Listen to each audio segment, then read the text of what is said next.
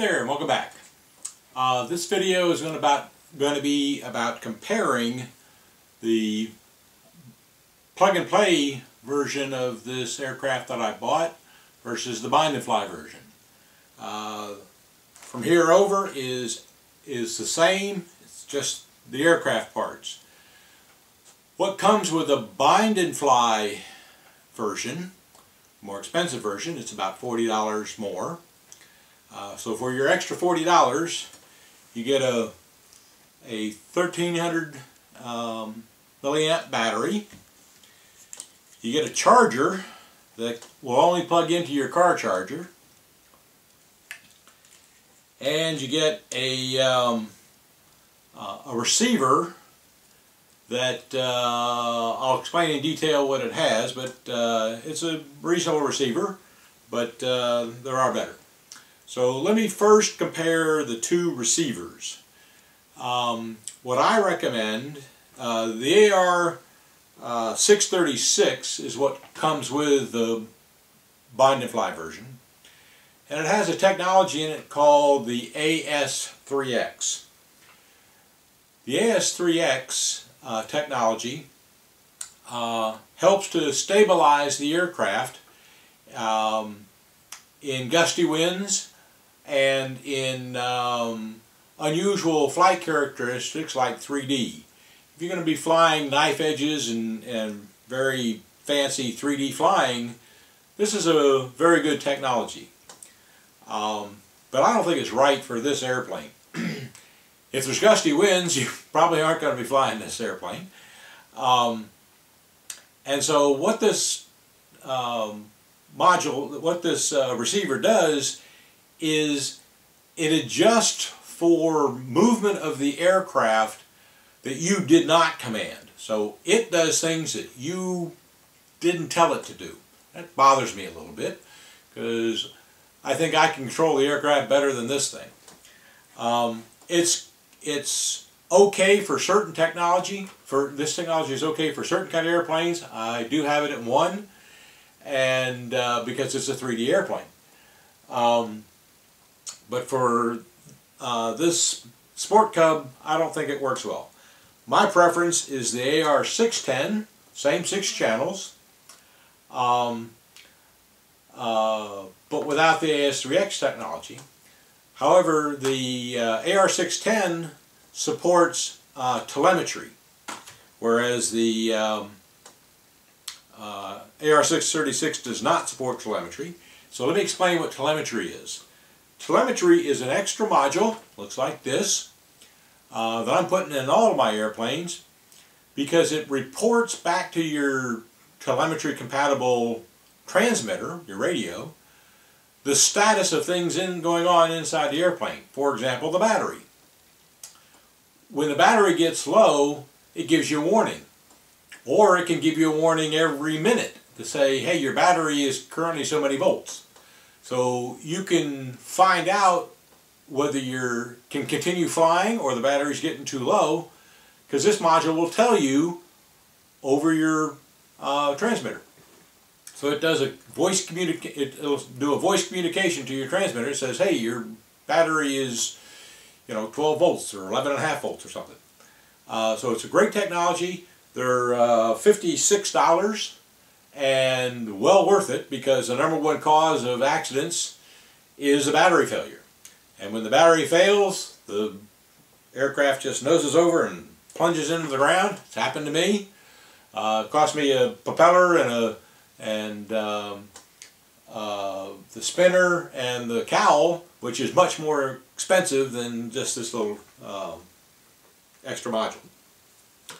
So as far as I'm concerned, the AS3X doesn't add anything, and it takes away the ability to have the telemetry. Next, let me compare the batteries. This is the battery that comes with the plug-and-play version.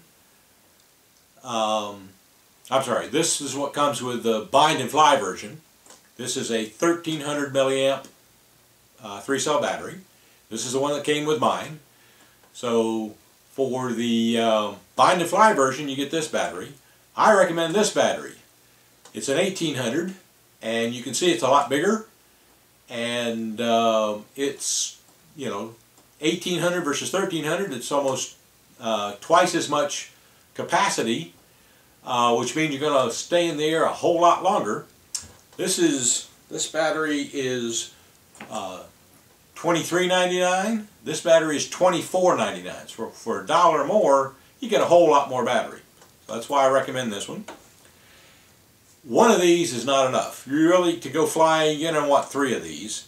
And so if you buy the Bind and Fly version, you get a small battery. If you buy the plug and play version, I get at least 3 of these for $24.99. Last is the charger. The charger that comes with the Bind and Fly version is this nice little jewel. It only plugs in to your automobile cigarette lighter, and this end plugs into the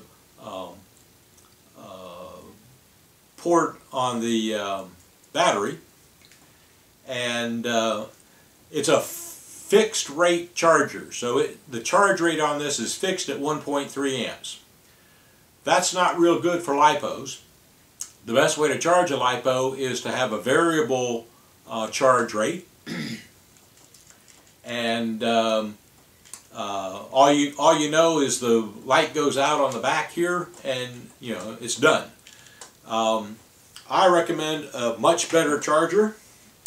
It's the Thunder Power 610C AC/DC, meaning it can run off of a DC at the field, off of your car battery, or a lawnmower battery is what I would use. In fact, I've got a lawnmower battery in this box here that I use at the field if I want to charge something and there's not electricity at the field. So I use a lawnmower battery.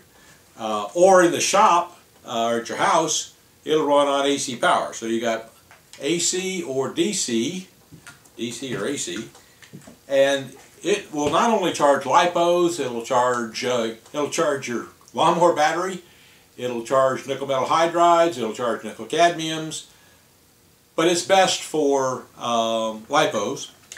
It has a external board here that you plug the battery into the board, and it throughout the charge cycle, it's sensing the power in the battery and reducing the amperage based on that, and so you have a variable reduction in the amps being charged, the charge rate, where this again is a fixed rate of 1.3 amps. This will vary. So it's a much better charger. Certainly is more expensive. It's $110. I'll give you a lot more details about this in the completion guide. But if you want to save some money and you're not sure about this hobby and you want to just get started, okay, this is a way to start. One battery, a simple charger, and a reasonable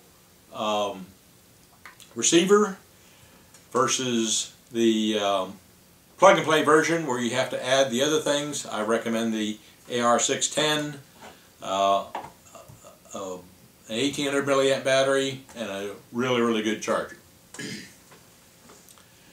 By the way, there is one thing. They do sell with this a simple wall plug that input is 110 volts, output is 12 volts, and you plug that in there, and it's just like plugging it into your car outlet. This is like $19. So you can get by with the Bind and Fly version. I recommend the plug and play version, and if you're gonna, certainly if you're planning to have more than one aircraft in the future, then investing in the better accessories is worth it. So this is what you get for $40. You get a whole lot more. You spend a little more, and some may call it a whole lot more, but you get what you pay for. So that's the difference between the plug and play and the bind and fly. And you'll see this equipment again in more detail, and I'll describe them more when I get to the completion guides that give you everything you need. So that's it for now. Thanks for watching, and I hope you enjoy the next video.